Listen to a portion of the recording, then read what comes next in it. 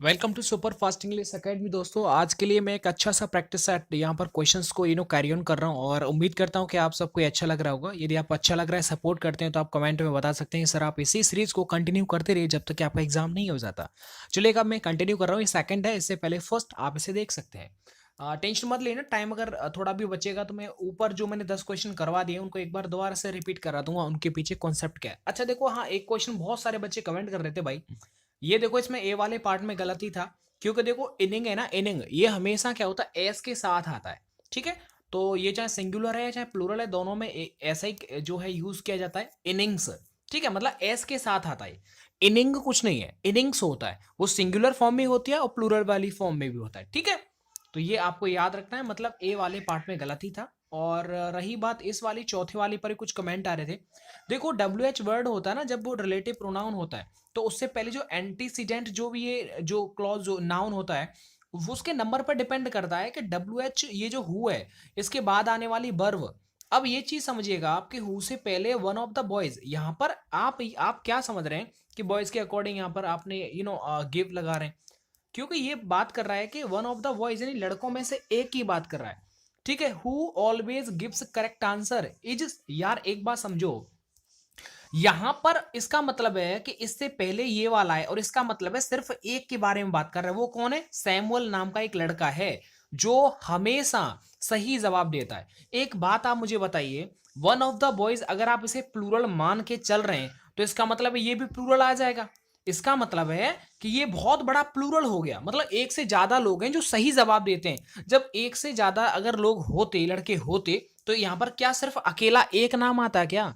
नहीं ना। लास्ट में उसने कहा इज सैमुअल, यानी लड़कों में से एक लड़का है जो हमेशा सही जवाब देता है। वो कौन है? सैमुअल है। इसका मतलब ये हुआ कि ये जो डिपेंड करता है, नंबर पर डिपेंड करता है। बच्चे क्या सोच रहे थे कि बॉयज के अकॉर्डिंग इससे पहले ये आ गया और इसके अकॉर्डिंग यहां वर्ब आ जाएगा। नहीं, अगर वन ऑफ अगर कहीं पर आता है तो वो सिंगुलर कहलाता है। समझ में बात आ रही नहीं आ रहा है? क्योंकि आगे भी वह उसी चीज को क्लैरिफाई कर रहा है। आगे बढ़ जाते हैं।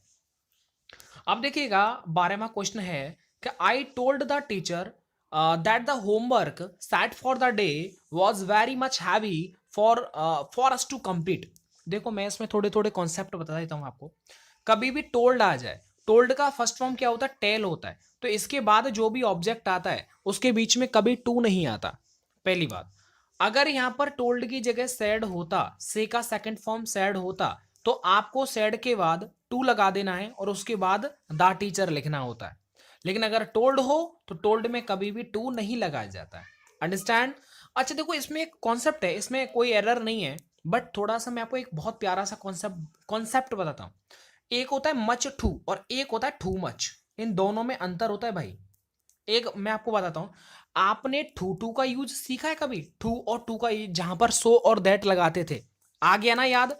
मैं इससे क्या समझाने वाला हूं कि जब आप टू का यूज करते थे तो टू के बाद हमेशा क्या आता है बताओ? एडजेक्टिव लगाते थे या नहीं लगाते थे? और टू के बाद वर्ब की फर्स्ट फॉर्म आती है।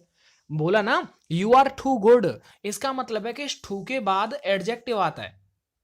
अब ये चीज समझिएगा कि वेरी मच मच टू आ गया, इसका मतलब टू के बाद जो ये आएगा वो क्या आएगा? एडजेक्टिव आएगा जो दे रखा है, इसीलिए इसमें नो एरर है। हाँ, अगर ये इस तरह से होता, ये अगर ऐसे लिखा रहता टू मच और इसके बाद आता हैवी, तो ये गलत हो जाता। क्योंकि मच हो, मैनी हो, इसके बाद तो नाउन आता है। क्या आता है इसके बाद? नाउन आता है। ठीक है ना? अगर इसे उल्टा कर देते मच टू जैसे लिखा हुआ है, तो इसका मतलब इसके बाद एडजेक्टिव आता है। तो ये बिल्कुल सही है, इसमें कोई एरर नहीं है। आगे बढ़ जाते हैं। आ गया नहीं आ गया? आगे देखो, समवन दे डोंट नो, कोई है जिसे वो नहीं जानते हैं, who knocked at their door in midnight. इस वाले कॉन्सेप्ट को आप समझने की कोशिश करेगा, थोड़ा दिमाग तो आपको लगाना पड़ेगा भाई। देखो, बहुत सिंपल सी भाषा में आपको क्लियर कर देता हूं कि इस तरह का अगर कोई, चलो मैं आपके लिए दे देता हूं, मैं से ज्यादा डिफिकल्ट नहीं है। देखो कॉमा वाला है और ऐसे केस में आपको बताना है कि इसमें किस पार्ट में एरर है। आप ही बता देना, ज्यादा डिफिकल्ट नहीं है। नहीं आएगा तो फिर मैं अगली वीडियो में आपको क्लियर करा दूंगा। देखो, seldom if ever nature does operate in closed end separate compartments. अब समझिएगा कि ये जो कॉन्सेप्ट है वो कैसे क्लियर होगा। पहली बात मैं आपको क्लियर कर देता हूं कि इस ये जो नेचर है ना भाई, नेचर, इससे पहले आपको डज का इस्तेमाल करना पड़ेगा। ऐसा मैंने क्यों बोला, क्योंकि किसी भी सेंटेंस के स्टार्टिंग में एडवर्बियल क्लॉज आता है, यानी कि सेल्डम इफ एवर यदि कहीं पर भी लिखा होता है तो इसके बाद हमेशा हेल्पिंग वर्ब का यूज किया जाता है और उस हेल्पिंग वर्ब के बाद सब्जेक्ट आता है। तो इसीलिए ये सेंटेंस कैसा है बताओ, ये प्रेजेंट इंडेफिनिट का है। तो इसलिए सेल्डम इफ एवर के बाद हमेशा हेल्पिंग वर्ब आती है। तो इस हेल्पिंग वर्ब को आप इस जगह लिख दो, ठीक है, ये यहां से हट जाएगा और ये आपका एकदम सही हो जाएगा। तो फिलहाल में राइट आंसर क्या हो जाएगा, ए वाले में इसका राइट आंसर, ठीक है। यानी कि बी वाले पार्ट में एरर है, क्योंकि ये डज जो है यहां पर नहीं होना चाहिए, जो बी वाले पार्ट में दे रखा है, बी वाले पार्ट में एरर है। आगे बढ़ते हैं। Mohan leaped on the opportunity that came his way. ये वाला कॉन्सेप्ट है, बहुत मजेदार है और बहुत छोटा सा कॉन्सेप्ट है।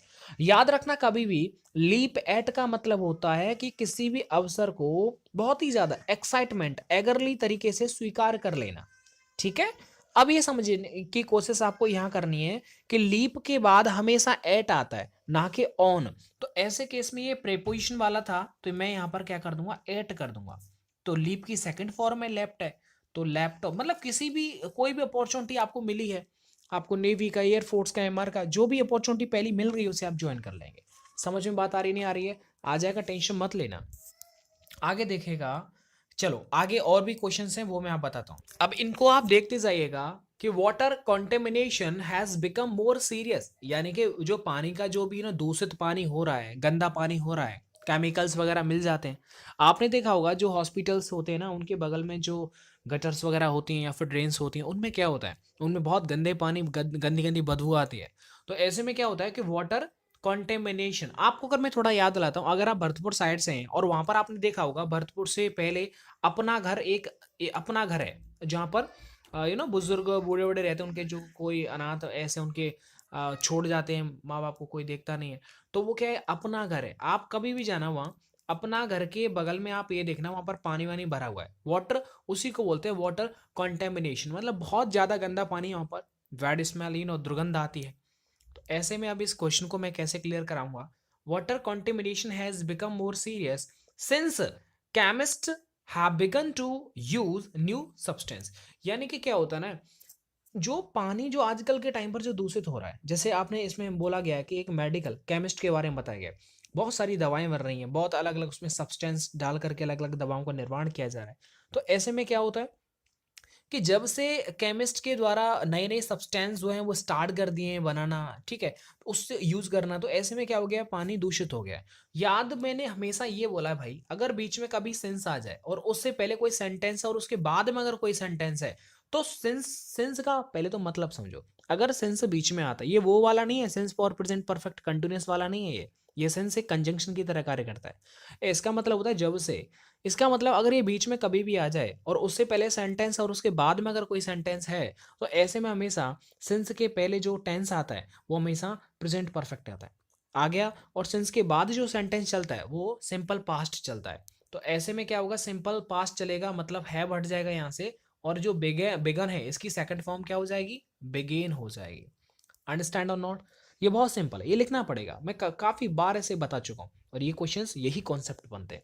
आप अगर भरोसा करते हैं तो आप आराम से अपने पेपर को पास कर सकते हैं, भरोसा नहीं है तो फिर जो भी मन में है वो आप करिएगा। फिलहाल के लिए बिगेन इसका राइट आंसर हो जाएगा।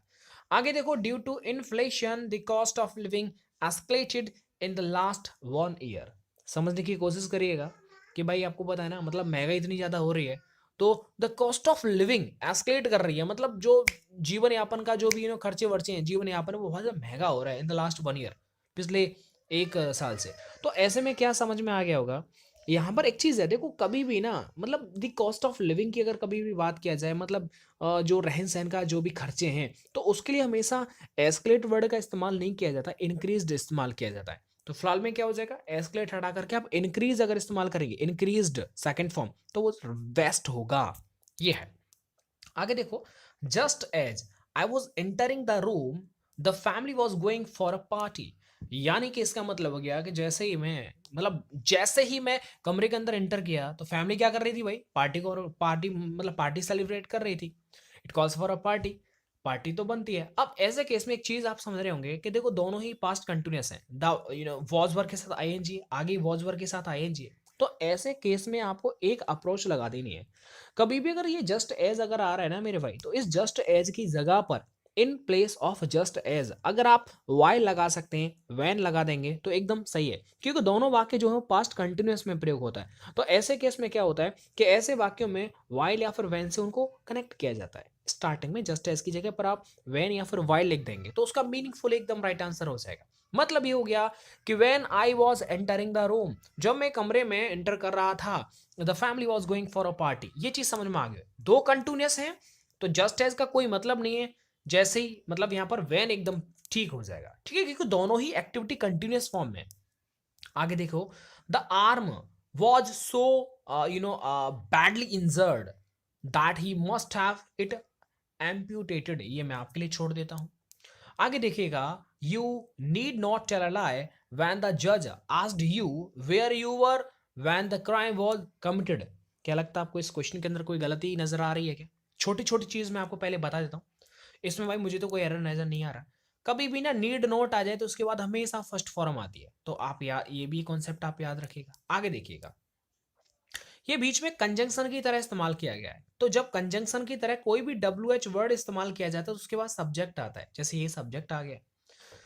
आगे देखिए, वेयर यू वर, ये भी देखो वे डब्ल्यू एच के बाद भी यहाँ पर सब्जेक्ट का इस्तेमाल किया, वेन के बाद सब्जेक्ट का इस्तेमाल किया, मतलब कंजंक्शन की तरह इन पूरे सेंटेंस को क्या जोड़ दिया गया है।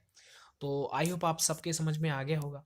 चलो एक बार फटाफट से पुराने वाले कॉन्सेप्ट को मैं एक बार रिवीजन करा देता हूँ।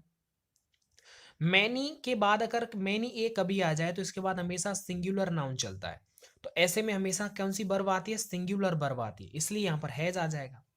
आगे देखो, अवर फुटबॉल टीम, मुझे पता है ना भाई ये सिंगुलर है तो इसलिए ये भी सिंगुलर एकदम सही है, लेकिन कंप्राइज के बाद कभी भी ऑफ नहीं आता। आगे देखो, एंड से अगर दो नाउन जिनका अलग अलग मीनिंग होता है, नॉलेज अलग बात होती है, विजडम अलग चीज होती है, तो दोनों ही अलग अलग नाउन है, तो ऐसे में जो वर्ब आती है वो में, क्योंकि ये प्लूरल हो गया ना मेरे भाई, तो ये भी प्लूरल हो जाएगा, तो यहाँ पर मेक्स की जगह पर मेक आ जाएगा। आगे देखो, वन ऑफ द बॉयज, ये तो मैंने बताया था जिसके ऊपर थोड़ा प्रॉब्लम हो रहा था। डब्ल्यू एच के बाद ये सिंगुलर को शो करता है, लड़कों में से एक की बात की जा रही क्योंकि वो सैमुअल की बात कर रहा है, तो ऐसे में डब्ल्यू एच के बाद जो वर्ब आएगा वो भी सिंगुलर रहेगा, इसलिए गिव्स आ जाएगा। इट इज हाई टाइम के बाद हमेशा सेकंड फॉर्म इस्तेमाल करते हैं, मतलब पास्ट एंड डेफिनेट, तो ऐसे में रेनोवेटेड यहाँ पर आ जाएगा। आगे देखिएगा, हेड मास्टर एक पोस्ट है इसलिए इससे पहले आर्टिकल का इस्तेमाल किया जाता है, तो यहाँ पर यूज। अच्छा चलो मैं आपसे एक क्वेश्चन मैं आपसे पूछता हूँ, अगर आपको थोड़ा याद हो तो, कि यूपी के अंदर सबसे बड़ी नहर कौन सी है? सबसे पहले मैंने नहर पूछा है, ठीक है, नहर बताइए जल्दी जल्दी। उसके बाद यूपी के अंदर सबसे बड़ी नदी कौन सी है? इन दोनों क्वेश्चंस को जल्दी से आप कमेंट करके बता दीजिएगा, अच्छा लगेगा। आगे देखिएगा, आगे एक और चीज देखिए, द फर्स्ट इनिंग, इसमें तो बताया था ना, इनिंग कुछ नहीं होता, इनिंग्स जो होता है वो इस्तेमाल किया जाता है, चाहे यहाँ फर्स्ट हो चाहे सेकंड हो, इनिंग्स ही इस्तेमाल किया जाता है, ठीक है। आगे देखिए, हाउ लॉन्ग, ये एक डब्ल्यू एच है और डब्ल्यू एच के बाद हमेशा हेल्पिंग वर्ब आती है, तो ये प्रेजेंट इंडेफिनिट बन सकता है और ये कंटिन्यूअस भी बन सकता है, तो ऐसे में हाउ लॉन्ग के बाद आप डज लगा सकते हैं या फिर बिल लगाते हैं, according to right sense. One के साथ जो पजेसिव चलता है वो क्या चलता है? वंस चलता है, ये मैंने कल पूरे समझा रखे हैं, आप उन वीडियोस को देख लीजिएगा। मैंने बोला था कभी भी प्रीफर दिख जाए तो आपको अप्रोच क्या होना चाहिए कि इसके साथ कहीं देन तो नहीं लगा हुआ है, अगर देन लगा हुआ है तो आपको उस जगह टू लगा देना है कंपैरिजन में। मैंने बोला था कि देखो इसका मतलब क्या होता है, आई वॉज लेइंग डाउन, इसका कभी भी ना लेइंग डाउन इस किसी पर्सन के लिए थोड़ी इस्तेमाल होगा। लेइंग डाउन का मतलब अंडे देना, मैं अंडे दे रहा था, ये गलत है। तो ऐसे में क्या होता है कि इस लाई का मतलब एक तो झूठ बोलना, मतलब टेला लाई होता है ना, वो झूठ बोलना, ये लाई का मतलब लेट ना होता है। मैं जब मैं लेट रहा था, जब किसी ने क्या दरवाजे को रिंग को बजाया, तो ऐसे में उस टाइम पर सो रहा था, तो लाई है। लेकिन जब हम इसमें आईएनजी जोड़ते हैं ना मेरे भाई, तो ये जो आई ई है बाई में कन्वर्ट हो जाती है, इसीलिए इसकी जगह पर L Y I N G यहाँ पर आना चाहिए लेटने के सेंस में। आगे बढ़ जाते हैं, आई टोल्ड, ये तो मैंने करवा दिया। चलेगा दोस्तों, मिलता हूँ आपको नेक्स्ट वीडियो के साथ। वीडियो अच्छा लगा है तो प्लीज़ लाइक करें मन से, नहीं तो डिसलाइक करें, और अपनी पढ़ाई को कंटिन्यू रखें। इसी तरह की इसी सीरीज़ को कंटिन्यू रखने के लिए आप इसे बता सकते हैं कि कंटिन्यू करें या ना करें। बहुत सारी चीज़ें हैं जो आपके पेपर में मुझे भी आपको बताना है, समझाना है। आपका पेपर चाहे कोस्ट गार्ड का हो, चाहे नेवी का हो, चाहे एयरफोर्स का हो, आप इन वीडियोज़ को देखेंगे, एसएससी सीएचएसएल क्यों ना हो, एसएससी एमटीएस क्यों ना हो, डीआरडीओ क्यों ना हो, आराम से आप क्वालिफाई कर सकते हैं। चलेगा, थैंक यू सो मच।